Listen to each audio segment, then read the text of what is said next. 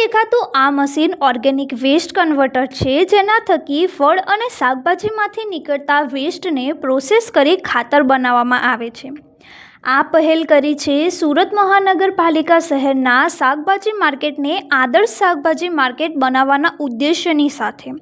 શહેરના 100 જેટલા માર્કેટમાં 100 કિલોથી લઈને 1000ની કેપેસિટીવાળા વેસ્ટ કન્વેટર મુકાયા છે, જેમાં દરરોજ 100થી લઈને 1000 કિલો શાકભાજી વેસ્ટને પ્રોસેસ કરીને ખાતર જનરેટ કરવામાં આવે છે।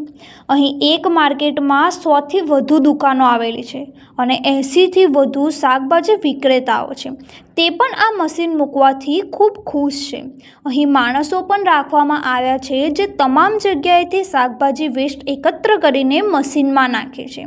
આ મશીન થકી અહીં પ્રતિ કિલો ખાતર 20થી લઈને 70 રૂપિયાની કમાણી કરી રહી છે અને આ ખાતરને ઓનલાઈન પણ વેચવામાં આવી રહ્યું છે।